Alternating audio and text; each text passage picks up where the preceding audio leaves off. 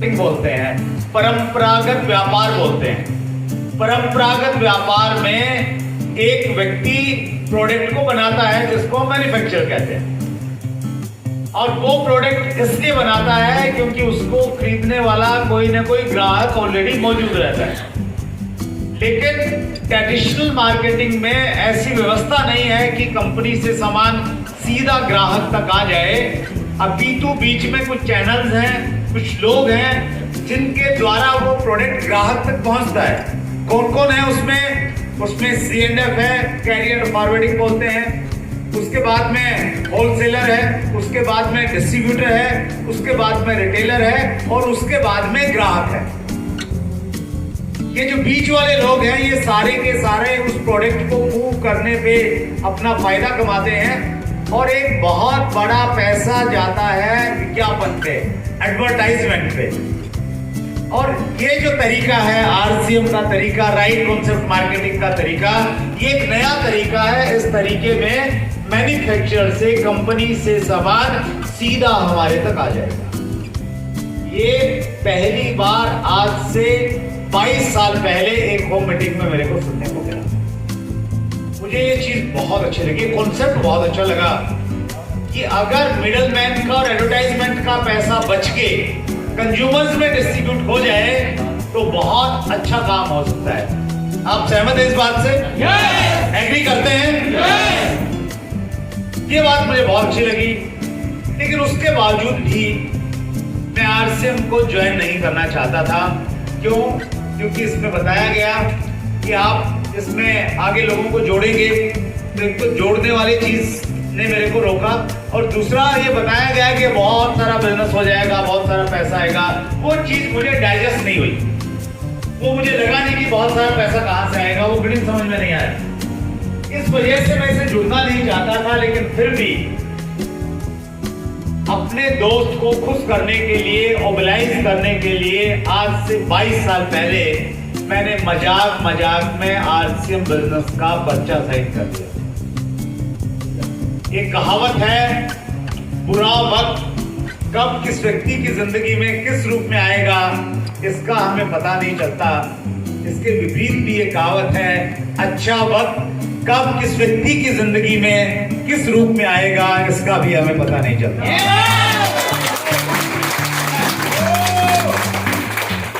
जो साथी आज पहली बार हमारे बीच में बैठे हैं,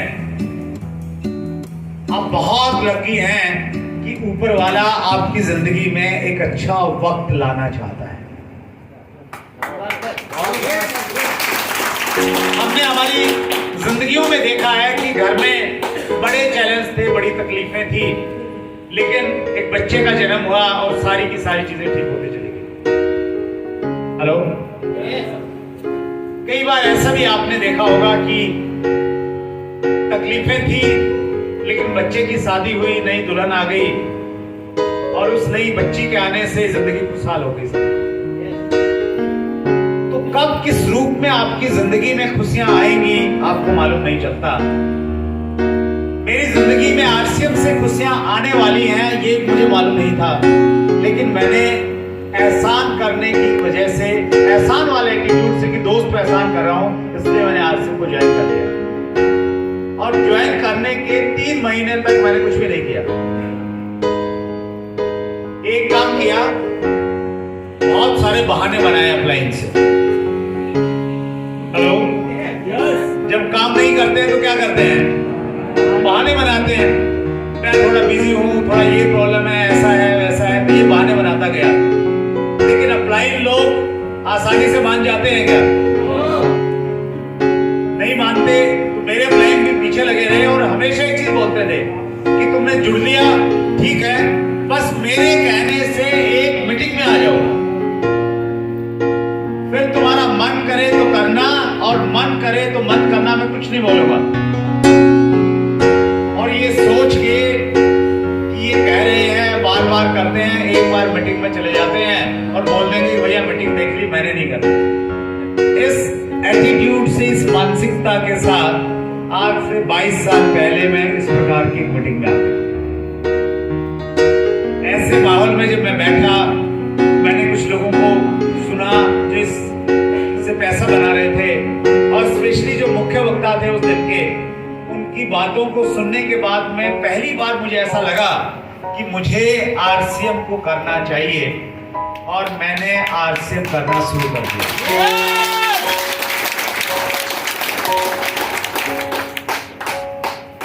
मेरा अनुभव कहता है कि ठीक उसी तरह से जिस प्रकार से आज से 22 साल पहले मेरी जिंदगी बदली थी, इस प्रकार की मीटिंग ने आज की ये मीटिंग, आज की ये तारीख 3 सितंबर 2023 बहुत सारी लोगों की जिंदगी में एक बड़ा टर्निंग पॉइंट बनने जा रही है।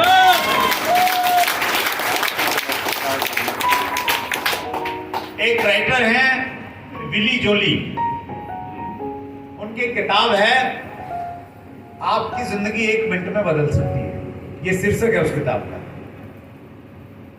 आपकी जिंदगी 1 मिनट में बदल सकती है, विली जोली की बहुत फेमस बुक है।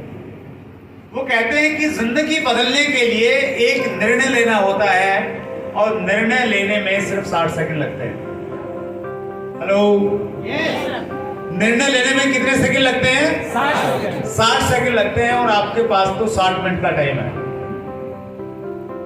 ऐसी मीटिंग के बाद दोस्तों मैंने निर्णय लिया कि मैंने आरसीएम बिजनेस को करना है।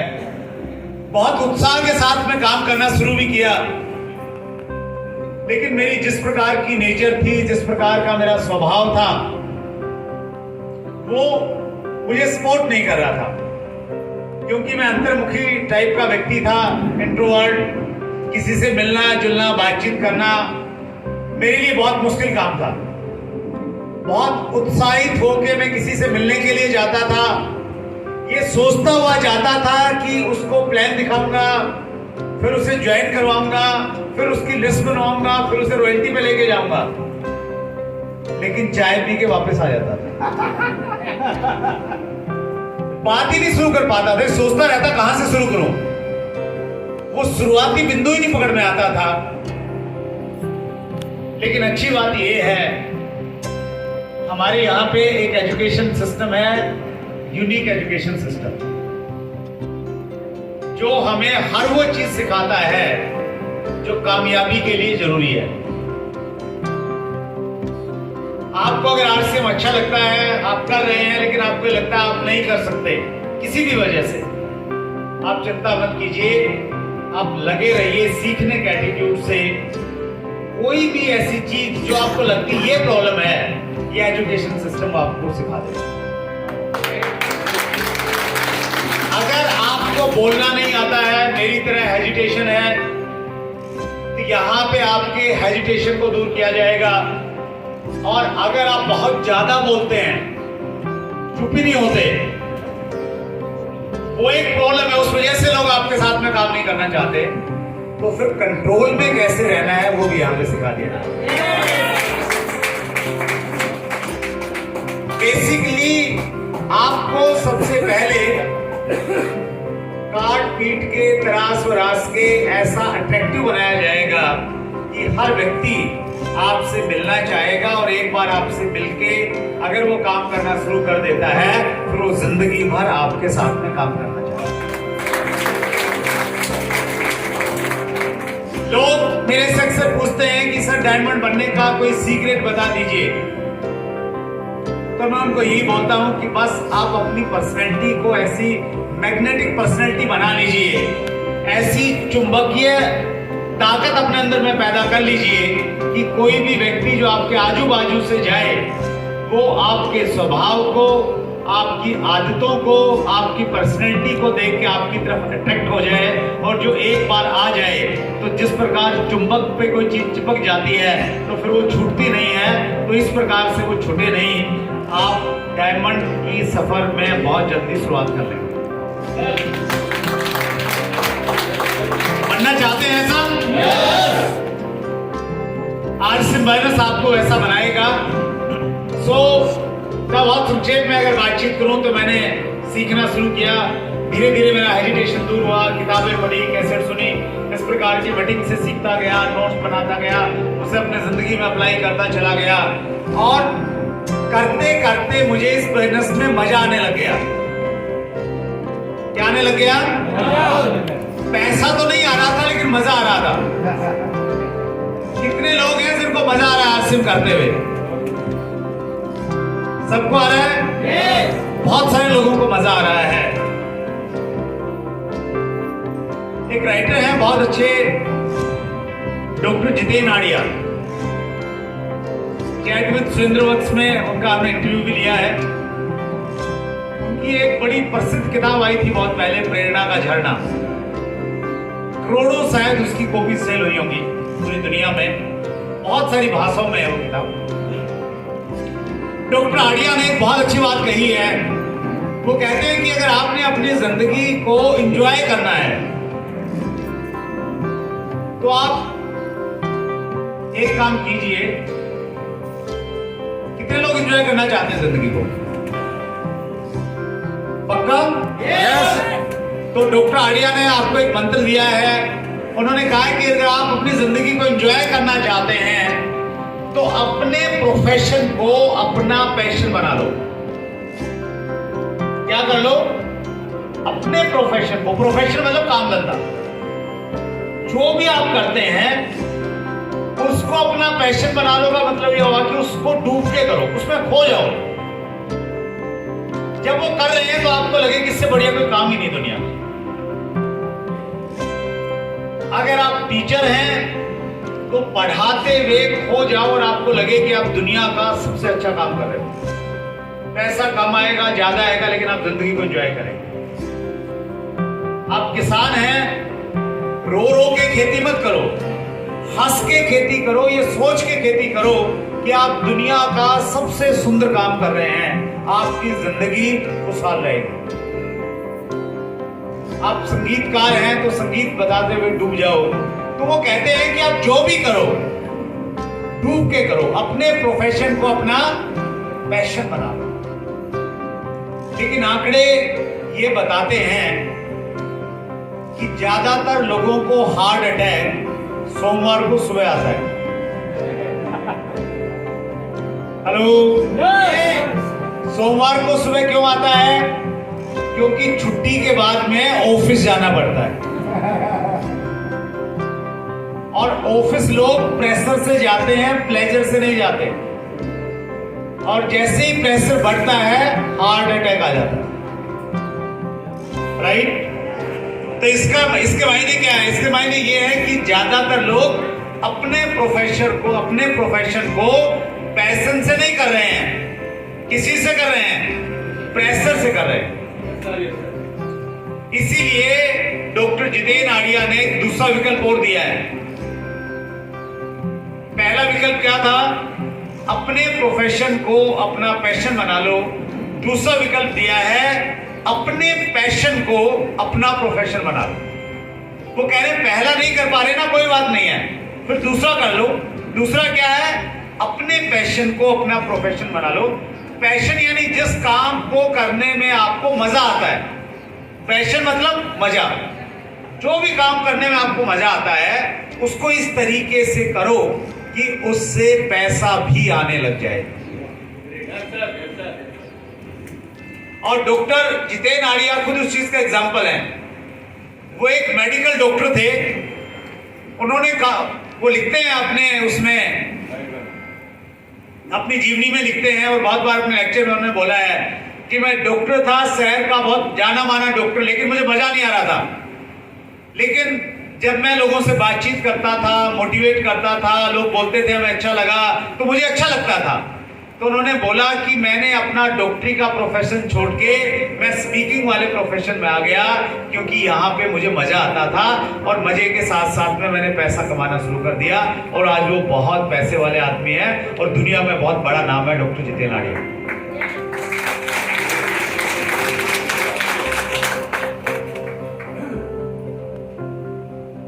हम में से बहुत सारे लोगों को क्रिकेट देखना, सुनना, कमेंट्री बड़ा पसंद है। कल भारत पाकिस्तान का मैच था, बारिश आ गई तो कुछ लोगों को तो बड़ा परेशान, निराशा हुई कि यार मजा नहीं आया। हेलो, कुछ लोग क्रिकेट थोड़ा बहुत खेलते भी हैं, लेकिन ये सब करने से आपको पैसा मिलता है क्या? नहीं मिलता। मतलब क्रिकेट आपका पैशन हो सकता है, लेकिन उस पैशन को आप प्रोफेशनली नहीं कर रहे हैं तो आपको पैसा नहीं। लेकिन सुना है इन दिनों विराट कोहली बहुत पैसा कमा रहा है, आपने भी सुना है? विराट कोहली बहुत ज्यादा पैसा क्यों कमा रहा है? क्योंकि विराट कोहली ने अपने पैशन को अपना प्रोफेशन बना लिया।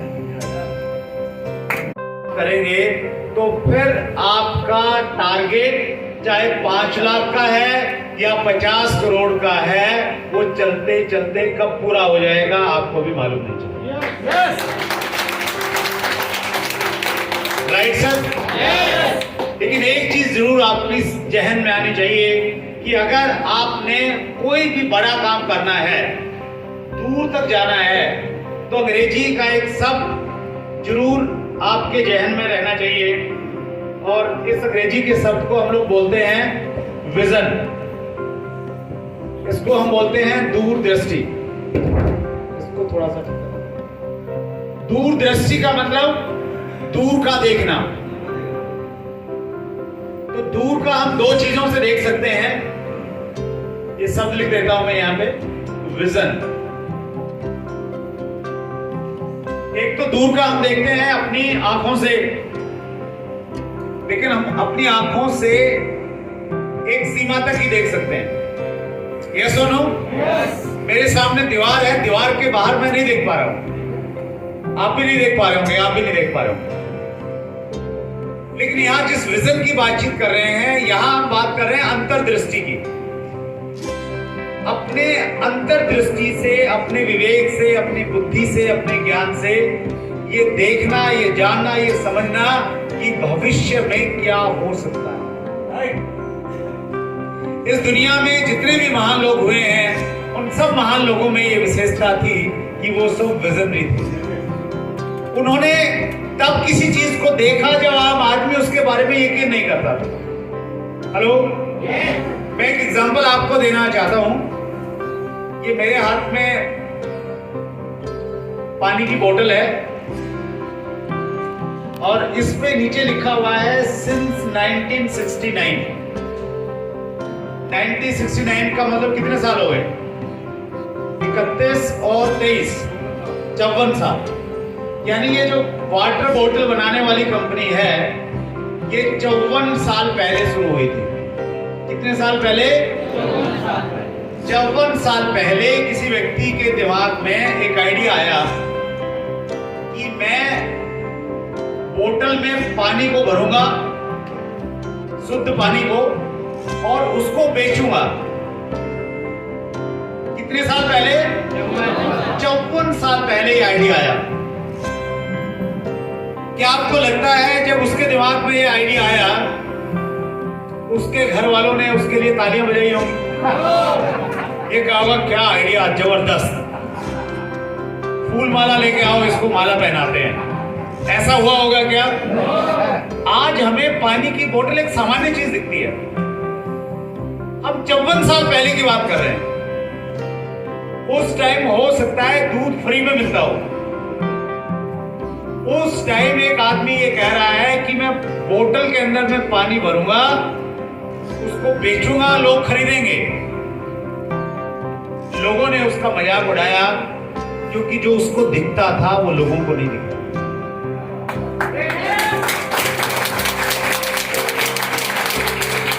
उसको ये दिख रहा था कि आने वाले समय में लोग हेल्थ कॉन्शियस होंगे।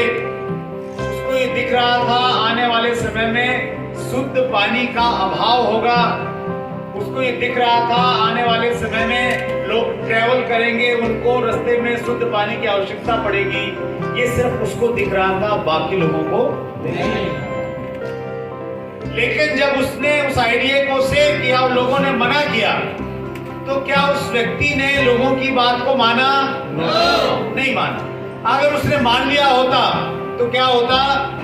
उस व्यक्ति को फर्स्ट मूवर एडवांटेज नहीं मिल पाता और दुनिया को बहुत सालों तक पीने का शुद्ध पानी नहीं मिल पाता।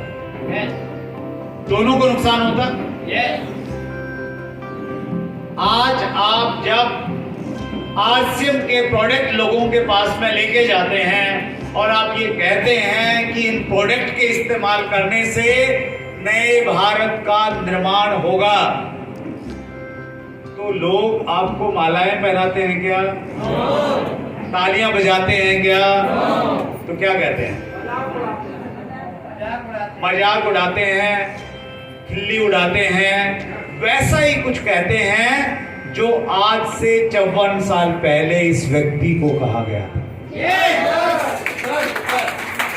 तो ये बात क्या संकेत दे रही है आपको? ये बात ये संकेत दे रही है, जब ये व्यक्ति नहीं माना और उसी प्रकार से अगर आप भी नहीं मानेंगे और अपने मिशन पे चलते जाएंगे तो जैसे एडवांटेज इसको मिले ऐसे एडवांटेज हम सब लोगों को अपनी जिंदगी में मिलेगा।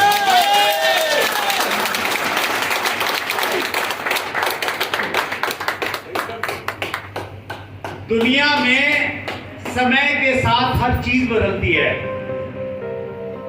सिर्फ एक चीज नहीं बदलती और वो है बदलने का सिद्धांत। हेलो, बदलने का सिद्धांत नहीं बदलता, बाकी सब कुछ बदल जाता है समय के साथ। मैं आपको इतिहास में लेके जाना चाहता हूं। इतिहास से मैं बहुत कुछ सीखना चाहिए। इतिहास लिखा इसलिए जाता है ताकि आने वाली पीढ़ियां उससे सबक ले, इसलिए नहीं कि प्लासी का युद्ध कब हुआ था वो लिख दें और 2 नंबर मिल जाए। इतिहास हमें ये बताता है कि पृथ्वी पे एक टाइम में सबसे बड़ा जो प्राणी था उसका नाम था डायनासोर। क्या नाम था? डायनासोर। डायनासोर इस समय लुप्त हो गया है नहीं कहीं भी। उसके अवशेष मिलते हैं कहीं कहीं और उसके अवशेषों से अंदाजा लगाया जाता है कि इसका वजन कितना रहा होगा, इसके पंख कितने बड़े रहे होंगे, इसके पैर कितना हाइट रही होगी, तो अंदाजा लगाते हैं वैज्ञानिक। डायनासोर जैसा सबसे बड़ा प्राणी विलुप्त हो गया, लेकिन इतिहास ये भी बताता है बहुत सारे ऐसे प्राणी और ऐसी जातियां थी जो डायनासोर के टाइम की थी और डायनासोर से पहले की भी थी। वो जातियों और प्रजातियां आज भी हैं, लेकिन डायनासोर विलुप्त हो गया। और वैज्ञानिक ये भी बताते हैं डायनासोर विलुप्त इसलिए हो गया क्योंकि परिस्थितियों के बदलने के साथ में डायनासोर ने अपने आप को नहीं बदला, बाकी जाति प्रजातियों ने अपने आप को बदला, इसलिए वो आज भी जीवित है। मानव खुद उसका एग्जाम्पल है। हमारे बुजुर्ग आदिवासी थे, पढ़ा है आपने इतिहास में? और आदिवासियों के बुजुर्ग कौन थे? वानर थे। और वानर से पहले कौन थे? ऐसा माना जाता है, जब आप बहुत गहराई में जाएंगे तो पृथ्वी पे सबसे पहला जो जीव पैदा हुआ वो समुद्र में हुआ। हेलो, समुद्र में हुआ और कई लाखों सालों तक समुद्र में ही रहा। फिर समुद्र से वो जीव निकल के पृथ्वी पे आया और वहां से फिर धीरे धीरे धीरे धीरे होते होते आज मनुष्य पैदा हुआ है जो चंद्रयान 3 को चंद्रमा पे भेज रहा है। तो ये सारा का सारा किस चीज का परिणाम है? परिवर्तन का परिणाम। तो इतिहास ये कहता है कि जो समय के साथ में नहीं बदलते वो विलुप्त होते हैं और जब समय के साथ में बदल जाते हैं वो चंद्रमा पे चले जाते हैं। व्यापार से एक उदाहरण लेते हैं हम लोग। आज से कोई 40 साल पहले की आप सोचेंगे, कल्पना करेंगे, 40 साल पहले अगर एक व्यक्ति को कार खरीदनी होती थी तो उसके पास में ज्यादा विकल्प नहीं थे। 2 गाड़ियां होती थी, एक होती थी एम्बेसडर और एक होती थी फिएट। हेलो, आज फिएट और एम्बेसडर ढूंढने के लिए आपको मेहनत करनी पड़ेगी। हेलो, व्यापार जगत के लोग ये बताते हैं एम्बेसडर और फिएट इसलिए गायब हो गई क्योंकि उन्होंने समय के साथ अपने आप को नहीं बदला। और जो नई कंपनियां आई वो इसलिए मार्केट में स्थापित होगी क्योंकि उन्होंने ग्राहक की आवश्यकता को समझा और उसके अनुसार अपने आप को बदलते चले गए।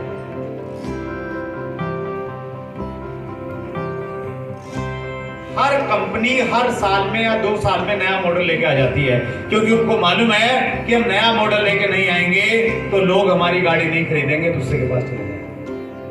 राइट? आरसीएम भी एक बदलाव का नाम है, एक परिवर्तन का नाम है। इस परिवर्तन को, जैसे पिछले परिवर्तनों को आम आदमी ने उस समय नहीं पहचाना जब उसकी शुरुआत थी, इस परिवर्तन को भी आम आदमी आज नहीं पहचानेगा, और ये हम सब के लिए एक अच्छी खबर है। अगर सभी पहचान लेंगे तो फिर आपके लिए अपॉर्चुनिटी कम हो जाएगी। आपके लिए अपॉर्चुनिटी तभी बची रहेगी जब धीरे धीरे धीरे धीरे धीरे धीरे लोगों की समझ में आए, और तभी व्यवस्था भी चल पाएगी। अगर आज ही सारे जबलपुर वाले ये कहें कि हमें आरसीएम का प्रोडक्ट चाहिए ही चाहिए, तो बड़ी मुश्किल हो जाएगी, बन नहीं पाएगा इतना। तो जबलपुर धीरे धीरे जागे, मध्य प्रदेश में धीरे धीरे चेतना आए, हिंदुस्तान के लोगों को धीरे धीरे समझ में आए ये फायदे का सौदा है, परेशान होने की आवश्यकता नहीं।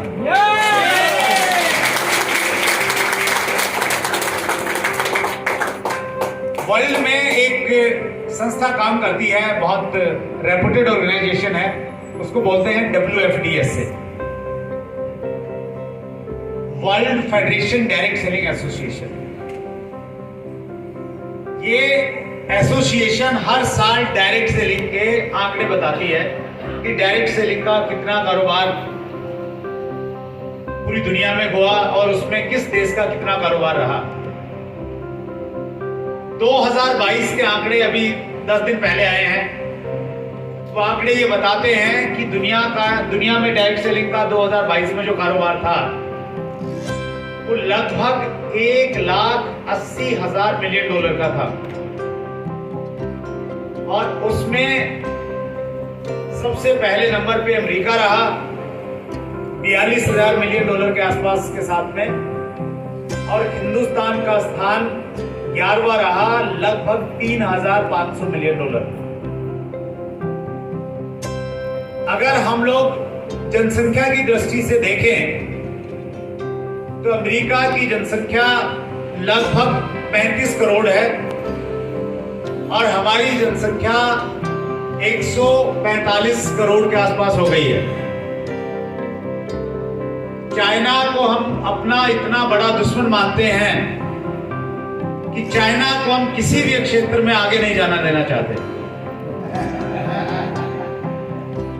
जनसंख्या में आगे था, आंकड़े बताते हैं यूएनओ के 21 अप्रैल 2023 को हमने चाइना को पीछे छोड़ दिया है और हम दुनिया में सबसे ज्यादा जनसंख्या वाला देश बन गए हैं।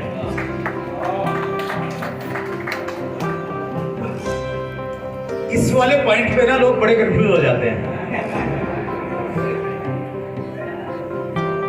कि ये मातम मनाने का टाइम है या तालियां बजाने का समय है। ये हमारे लिए तालियां बजाने का समय है, क्योंकि हमें तो लोग चाहिए, उन्हीं से धंधा होना है।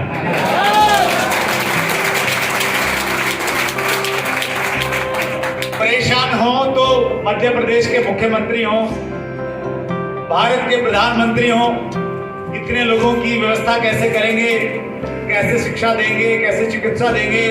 हमें तो क्या दिखता है, हमें तो लोग दिखते हैं। लोग ज्यादा होंगे तो ज्यादा साबुन इस्तेमाल करेंगे, ज्यादा टूथपेस्ट करेंगे, ज्यादा चाय पिएंगे, ज्यादा कपड़े होंगे और हमें रॉयल्टी पे जल्दी लेके चले जाएंगे।